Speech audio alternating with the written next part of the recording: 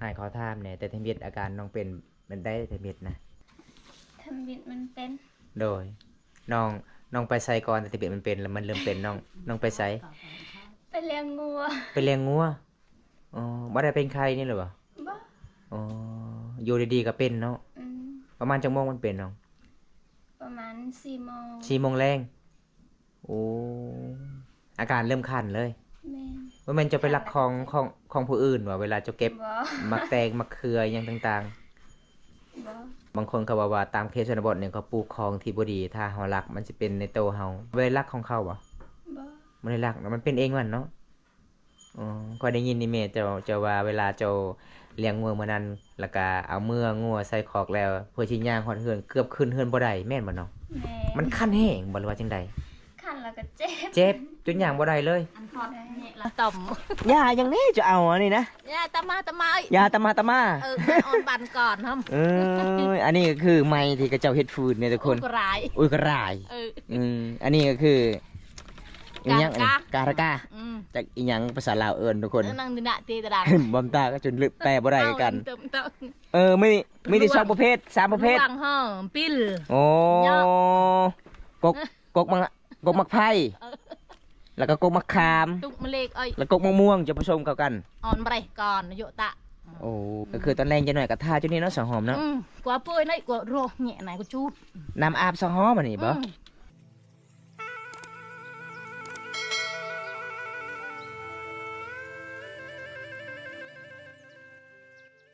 เบอร์ไม่เนี่ยไอ้ติกราบสบายดีทุกคนสบายดีพ่อแม่พี่น้อง FC ในประเทศและต่างประเทศเด้อพี่น้องเอ้ยมื้อนี้บ่มตากะมายิ้มมายามน้องสาวหอมคือเก่าเพราะว่าน้องกะโตจ้อยๆแต่ทุกคนน้องบ่มีเงินไปรักษาน้องบ่สบายเป็นอาการคันเนาะสาวหอมเนาะเป็นจังได๋ไอ้มาหอมนี่คือโตของเจ้าคือมันเริ่มเต็มเลยเนาะเริ่มคันลายอีกบ่แม่นหลังจากบ่มตากลับมากับอาจารย์ชีหอมมื้อนั้นก็คือแห้งคันเลยแห้งคันอยู่ได้ อันนี้เป็นเดือนปลายเลยเด้อทุกคนเลยน้องก็คือบ่ได้กินข้าวคือกินบ่แซ่บอยู่ในเฮือนก็ลงบ่ได้อันนี้น้องก็คือบ่ให้แมงวันตอมน้องก็เลยใส่รองเท้าทุกคนมียังตกนะบ่ได้ไปกวดอยู่ห้องหมอเลยวะบ่มีเงินเนาะเอาทุกคนน้องมาว่าบ่มีเงินไปกวดห้องหมอมื้อนี้ก็คือบอมตากาไปเบิ่งอาการน้องทุกคนเลยแล้วก็มีผู้ใหญ่ใจดีสงสารน้องซอยน้องขอให้น้องเป็นปัวรักษาโรคในมือในตีนของน้องมันจะเป็นตุ่มลายเบิ่งมือเจ้าน้องเป็นจังได๋ว้าทุกคนอันนี้แม่นมันบ่นี่บ่เป็นตุ่มนี่บ่แม่ตอนบอมตามากับอาจารย์ชิหอมก็คือมันยังกำลังเป็นเม็ดน้อยๆเนาะอันนี้มันแตกมันเปื้อนมาเลยทุกคนเบิ่งก็บ่บอกดอยเลยโอ้สิกรรมเข้าก็บ่ได้หมาตัวนี่แหละจะไม่เนี่ยเบอร์ไม่เนี่ยไอ้เนี่ยไอ้ไหนเต็มมัดกระโตนี่นะโอ้ทุกคนเลยอันนี้ก็คือบอมตากับบ่มียาส่งให้เจ้าเด้อน้องเด้อบอมตากับบ่มียากันบ่มีเงินจักซื้อก็คือบอมตากลับไปเบิ่งอาการเจ้าแล้วก็มีผู้ใหญ่ใจดีจากประเทศอเมริกาติดต่อทางทีมงานเฮาแล้วก็คือผู้ใหญ่ใจดีอยากติดต่อทางบอมตาคือติดต่อบ่ได้ก็เลยติดต่อทางทีมงานก็คือมื้อเช้านี้ก็คือบอมตากับทีมงานก็ไปรับเงินที่ผู้ใหญ่ใจดีช่วยน้องสาวหอมอาการคันในโตบ่มีเงินรักษาผู้ใหญ่ใจดีเบิ่งคลิปเพิ่นว่าโอ้ยสงสารเลยอีหยังก็บ่มีขนาดไปกวดห้องหมอก็บ่มีอยู่เฮือนตกเดือนนึงบ่ได้ลงจากเฮือนเนาะก็คือบอมตามาหอมนี่น้องก็สิจอยหลายเด้อทุกคนเลยจอยแห้งเลยสาวหอมไอ้มากับพ่อสิหอมก็คือยังตุ้ยๆนิดนึงเจ้านะอันนี้มันเริ่มจอยลายเลยเจ้านะปกติโตเจ้าบ่จอยปานนี้ได้ถ้ามีเงินผู้ใหญ่ใจดีให้แล้วก็คือน้องอย่าลืมเด้อน้องเด้อเพราะว่าน้องต้องไปสักอยู่ทางห้องหมอแล้วก็ไปกวดเอาเพราะว่าทีมงานบอมตาเบาแก่เวลาเคยแต่โอ้ยเพิ่นยังติดภารกิจหลายมื้อนี้เพิ่นออกเสียหญ้าให้มื้ออื่นเพิ่นก็ไปสะพานบุญให้เพราะว่าบอมตาก็สิมอบทางแบบแก่เวลาเงินมื้อนี้ก็คือบอมตาก็สิเดินทางพูดหมู่บ้านตะเลงก็เลยออกมาทางนี้ก็เลยแวะมาเยี่ยมมายามเจ้าคือเก่า บอมตาก็ดีใจหลายน้ำน้องหลายทุกคนมีผู้ใหญ่ใจดีจากประเทศ เมลกาช่วยเรือน้องทุกคนเลยเจ้าได้ฟันยังคืนนี้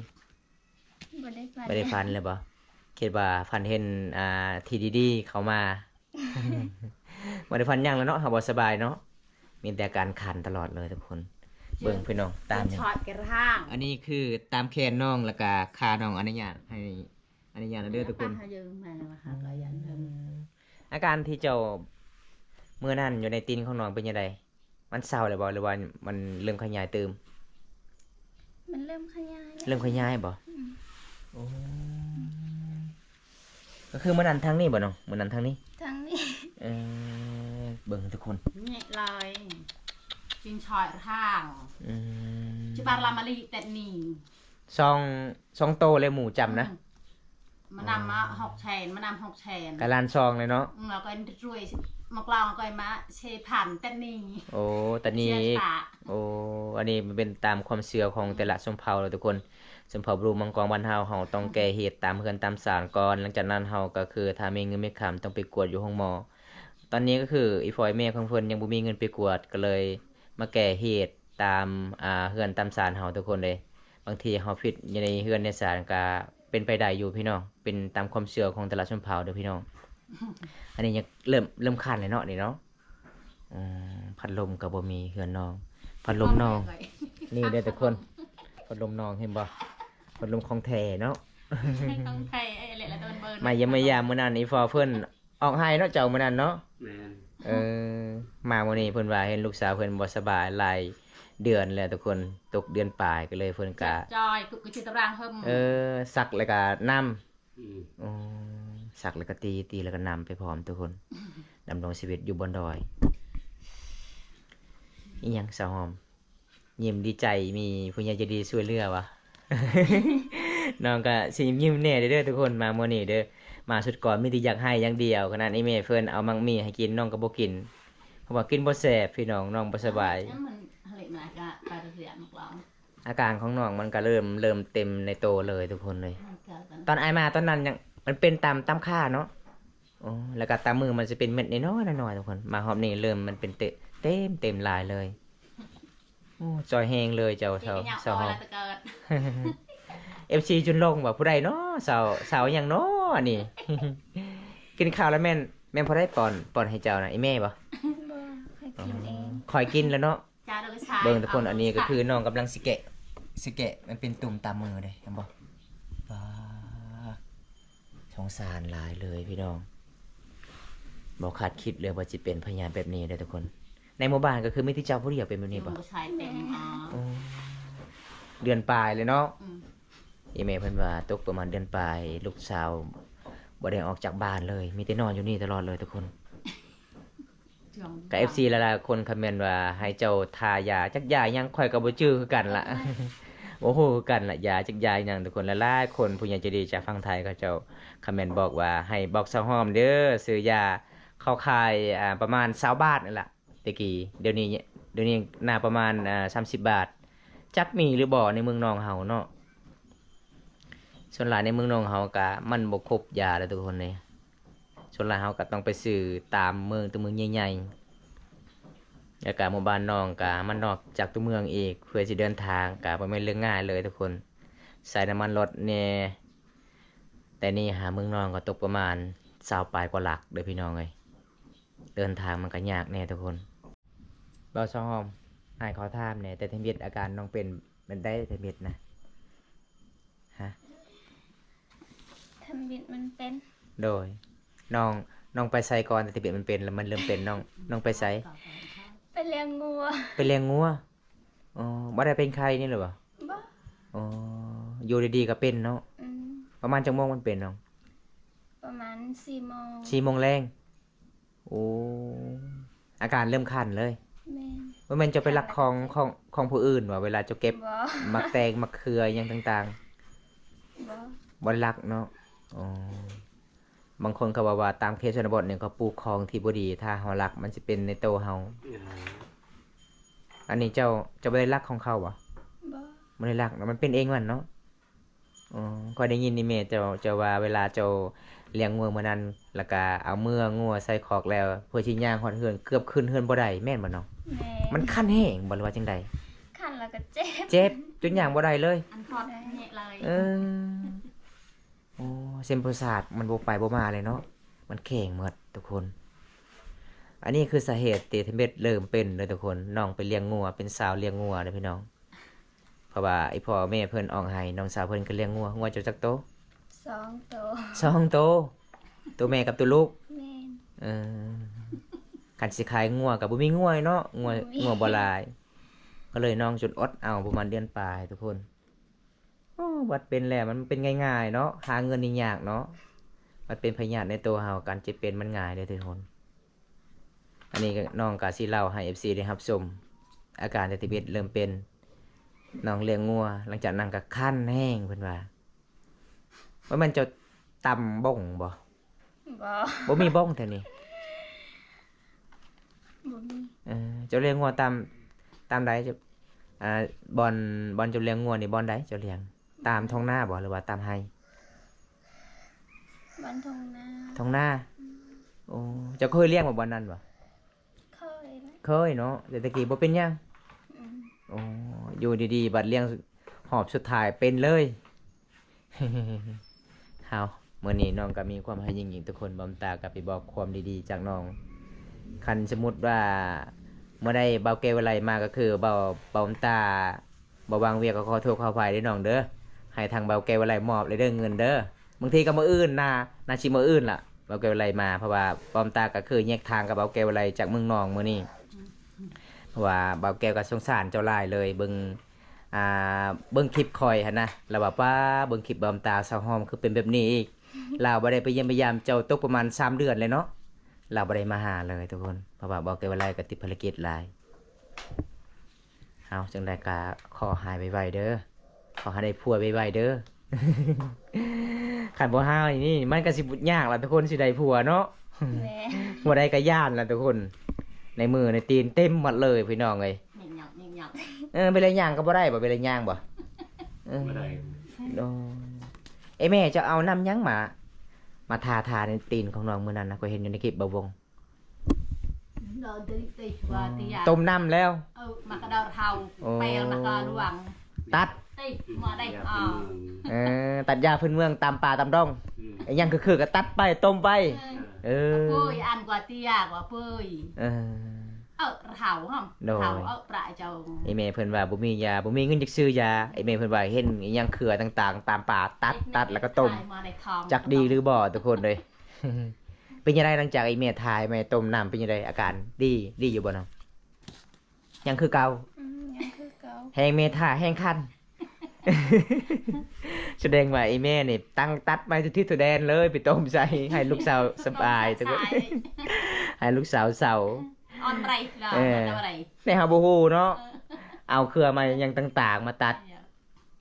เอา ตาอันช็อต แม่นเบิ่งอันนี้มันก็ยังยอกทุกคนเลย จูดในไหมเนี่ยตียาก ลายจะเป็นสาวห่อบัดนี้กลายเป็นสาวลิงกันเด้ เห็นยังกระจับนั่นจับนี่เลยบัดนี้ มันคันเด้คันแห้งหลายเลยทุกคนเลยกินข้าวหรือเปล่าไอ้มาเมื่อนี้นะ ยัง ว้าข้าวเช้ายังไม่กินแล้วข้าวเช้านะ แล้ว ข้าวเที่ยงยังไม่ทันได้กินเลยโอ้กินโมได้เนาะอาศัยแต่พัดลมอันนี้เด้ ขันสิปะพัดลมนี่มันก็จะแห้งคันอีก เอาก็คือน้องกับพัดลมกับบ่มีทุกคน มันสิมีแนวใดพี่น้องตามเคสชนบทนี่บางคนก็ว่า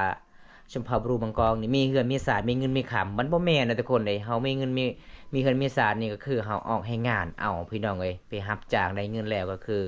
จ้างเขาเจ้าเรือใหม่เฮ็ดเฮือนทุกคน แบบนี้เด้อพี่น้องบางคนบ่เข้าใจว่าโอ้ชนบทคือมันเป็นเฮือนแปลนใหญ่ๆลูลารวยมันบ่แม่นพี่น้องเอ้ยมีแต่เฮือนอย่างเดียวก็สังเกตอังเบิ่งนะทุกคนเฮือนน้องอันนี้คือบ่อนนอนอีฟอเพิ่นก็ได้แต่ซำนี้เห็นบ่ไอ้หยังต่างๆก็บ่เห็นเลยทุกคนประมาณซำนี้ล่ะมีแต่เฮือนแบบนี้ล่ะทุกคน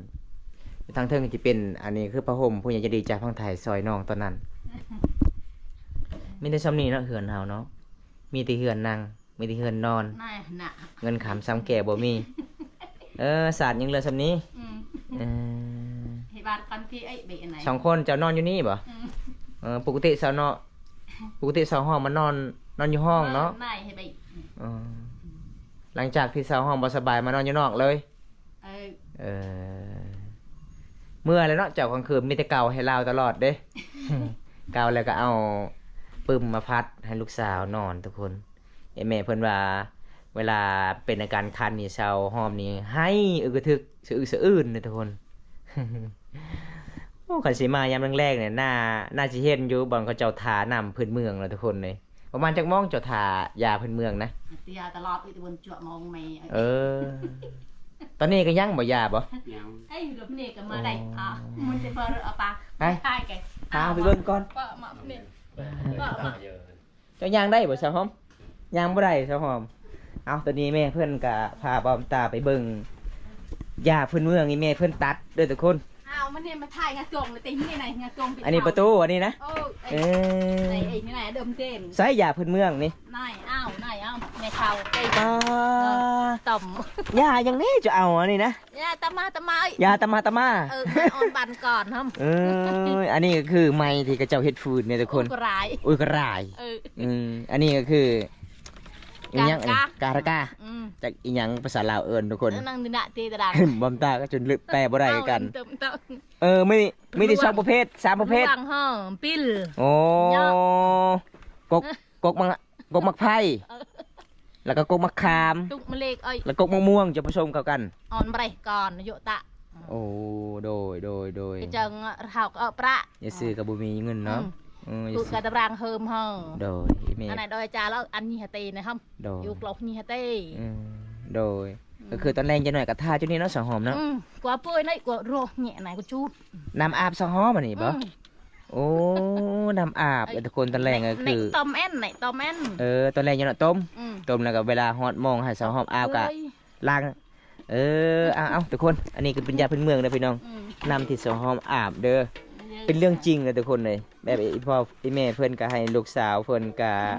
สบายเศร้าเจ็บเศร้าไข้เอายาอย่างต่างๆกกไม้ต่างๆมาตัดแล้วก็มาต้มให้ลูกสาวอาบเอาขับใจต้มอัดไว้đấy hào không โดยเห็นแล้วยาพื้นเมืองเจ้า เอาทุกคนอันนี้ก็คือเฮือนน้องบางเขาเจ้าเห็ดกินนึ่งข้าวเป่าไฟอันนี้ชนลายเฮือนน้องก็มีมันน้ำเต่าได้ตักเด้ยังดูมัน4 เดือน 5กับประมาณจะมีละเฮือนน้องทุกคนเลยมันบ่มีหยังหลายเด้อพี่น้องน้องสาวห้องก็ลุกบ่ได้เลยทุกคนมีแต่ลานอนจุดนี้ตลอดเลยอีเมเจ้าเอายาพื้นเมืองมันแปลงเนาะเอากกมะขามมักม่วงมักไผ่ผสมเข้ากันให้ลูกสาวอาบแห้มอาบแห้งคันเนี่ยทุกคน มันแบบเฮากับบริษัทยาพี่น้องมื้อนี้ก็อากาศก็ร้อนเฮือนน้องพัดลมก็บ่ค่อยดีเลยทุกคนบ่ค่อยมีบ่แม่นบ่ค่อยดีบ่มีเลยเนาะบ่มีเงินจังซื้อเนาะเอาจังได๋ก็อดจะรอกันเด้อน้องเด้อก็คือบางทีก็มื้ออื่นล่ะทีมงานบอมตากะไปสะพานบุญให้ผู้ใหญ่ใจดีจากประเทศอเมริกาสงสารน้องหลายทุกคนเฮาเห็นก็สงสารเลยผู้ใหญ่ใจดีเห็นคลิปบอมตาแล้วก็โอ้สงสารแฮงเพิ่นว่าเบิ่งในคลิปก็สงสารน้องเดือนหนึงบ่ได้ออกจากบ้านปกติน้องสาวคนนี้เป็นคนขยันเด้สอนปูสอนปลาสอนกุ้งเลี้ยงไอ้พ่อไอ้แม่สู่ครอบครัวกินมื้อนั้นไปสอนปลาก็คืองัวมาไล่อีกเนาะ ชนต่ำปกติยามแรงนี่เห็นน้องไปตักน้ำทุกคนช่วยเวียกไอ้พ่อไอ้แม่ได้ก็คือสาวหอมเป็นลูกสาวลาตอนนี้น้องก็สิออกจากเรือนบ่ได้เลยทุกคนบ่มีเงินซื้อยารักษาพักยาเห็นครับหมอได้ตอบเอาหมดแล้วเนี่ยนี่ทุกคนเลยไอ้แม่เพิ่นว่าเวลามาเฮือมาสารขึ้นข้าวก่อนได้ลูกเอ้ย แบะอีมาจาเว้ยไง อันนี้ได้อาหารจากบ่สาวหอมคันมีอาหารก็น่าจะแซ่บๆอยู่เนาะเอากินเนาะกินแต่น้ำไม้ตลอดมันเบื่อคือกันนะทุกคนกินตลอดเลยตัวน้องจนบ่อยากกินข้าวจ้อยแห้งเลยอันนี้ก็คือน้ำไม้อาหารของชนบทบ้านเฮาเด้อทุกคนเอากินแม่สาวหอมเจ้ายังบ่ทันกินข้าวเที่ยงกินบ่แซ่บบ่เนาะกินบ่ลงเนาะเฮาบ่สบายเนาะมีแต่ผัดแบบนี้เลยทุกคนเลยอากาศมันร้อนนี่แม่เพิ่นนี่เอาน้ำล้างมือให้บ่ ว้าสั่งมาใหญ่แท้น้ำมันนี่นะ เย้ย ในลานตะคนเขตชนบทนี่พ่อไอ้แม่ชาวห้อมนี่ใจดีเด้อยู่เฮือนเขาเจ้าก็คืออีพ่อไอ้แม่เฝ้าลูกสาวล่าว่าสบายส่วนอายเพิ่นเป็นคนพลังนำไปเลี้ยงงัวอีก เออ เย้ย ส่วนอายผู้ที่ส่วนอายผู้ที่หนึ่งก็คือไปทหารอืมอายผู้ที่สองเอาเมียแล้ว เอาเมียบัดนี้กับปะไอ้พ่อไอ้แม่ไปชูผู้สาว โอ้ เอาประยาจูอยู่ไหน มันเป็นเงินสิแตกเนาะไปชูผู้สาว ออดปนาวก้อย โอ้ เอา ก็เลยเฮ็ดเวียกให้งานยังเหลือแต่4คนกับคนพลังคนดอนพี่น้องคนหนึ่งทุกคนอายของสาวหอมแล้วก็สาวหอมคันสาวหอมบ่สบายนี่ก็คือสาวหอมไม่ติดบ่ได้อยู่เฮือนทุกคนช่วงนี้บ้านเฮาเฮ็ดไร่เฮ็ดสวนหลายปลูกข้าวอันนี้น้องบ่สบายพ่อแม่ก็อยู่เฮือนเบิดเขาเจ้าซักข้าวให้ส่วนเฮือนน้องก็อยู่แบบนี้ล่ะพี่น้องเอ้ยอย่าไปกวดลูกสาวอยู่ห้องหมอก็บ่มีเงิน แต่ใครมีผู้ใหญ่ใจดีสงสารน้องมีผู้ใหญ่ใจดีมีความเมตตา มีผู้ใหญ่ใจดีใจบุญจากประเทศ USA สงสารน้องทุกคนเบิ่งคลิปขอช่วยเหลือน้องเป็นปัวเพราะว่าอันใหญ่เพิ่นก็บ่มีเงินคือกัน แต่อันใหญ่เพิ่นก็สงสารสุดๆเลยเพิ่นว่าเบิ่งในคลิปทุกคนน้องเป็นสาวลาแน่หาเงินหาคำบ่เก่งเลย มามื้อนี้พ่อแม่เพิ่นใจดีเด้ย่อผ้าขาวให้กินอีกมันเป็นตามประเพณีสงพามมังกรเลยทุกคนเห็นบ่ ขนาดลูกสาวเพิ่นบ่สบายอีเมเพิ่นเป็นยังย่อให้กิน เอากินแม่สาวหอม กินบ่แซ่บเอกบ่เอากินเลยไหมพอให้มีแห้งเลยคันจะบ่กินนี่อุ้ยมันเริ่มจอยแห้งเลยน้องเอ้ย เอาระเบียง จ้า ดี ไอเมียเพิ่นว่าจ้าลูกจ้าคันสิแปลภาษาลาวกินนี่ลูกเอ้ยกินได้สิได้มันแห้งเมื่อยหลายแล้วก็โตจอย อีจ่าชื่อตัวเองไป ๆโอ้ ไปทำกูช่วยไอเตแล้วแต่ก็ทำแต่ สิล้างมือก็บ่ได้เนาะ มันแข็งหมดทุกคนโตของน้องมือของน้องมันแบบอากาศมันคันแห้งแล้วก็มันเป็นมือเฮาแข็งๆเฮากำบ่ได้พี่น้องกำยากสงสารเลยเอาเปิดให้ติบเขานี่ มีแต่ซ้ำนี่บ่ซะฮะโอ้ทุกคนเอาน้องเอิ้น FC จ้าปกติน้อง FC แห้งได้ทุกคน แต่มารอบนี้จ้าอย่างเดียว จ่าเนาะโหย เอากินอิ่มๆเลยซะฮอมเอ้ยเอาตอนนี้ก็คือบำตาการรอทานน้องกินข้าวก่อน เดี๋ยวจำแม่ก็แบบมีเด็กมีบัวบัว น้ำไม้ก็ใหญ่เลยเนาะบ่แม่นน้ำไม้ไล่อยู่นี่บ่ ไม่ชอบ น้ำไม้สอด เปิดบางเนี่ยตัวโชยแต่ตะรางเหิมตัวโชยแต่เนี่ย น้ำลอง จัดจอย ล็อกเอาตอนนี้ก็คือน้องก็หลังจากกินข้าวกันน้ำน้องก็เริ่มอาการคันอีกทุกคนเลยคันแท้คันหวาเลยทุกคน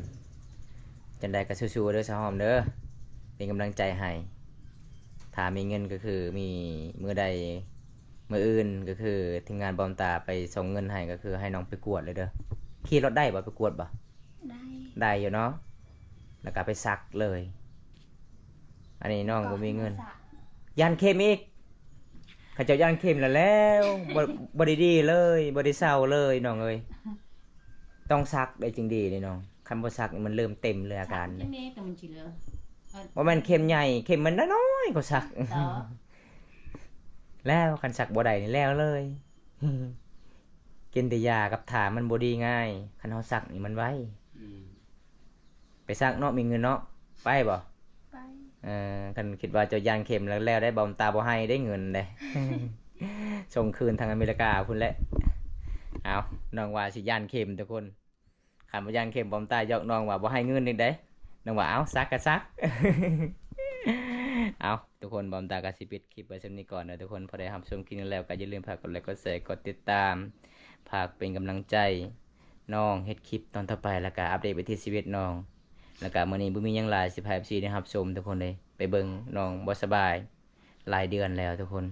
ก็เลยแวะมาเยี่ยมมายามน้องก็เลยถามอาการน้องแห้งเริ่มลายกว่าเก่าทุกคนเลยพร้อมตากะสิปิดเดี๋ยวสำนี้ก่อนเด้อทุกคนคลิปหน้าพบกันใหม่ขอกล่าวคำว่าสบายดีเด้อบ๊ายบาย FC นี่เด้อน้อง บ๊ายบาย บ๊ายบายสู้ๆเด้อ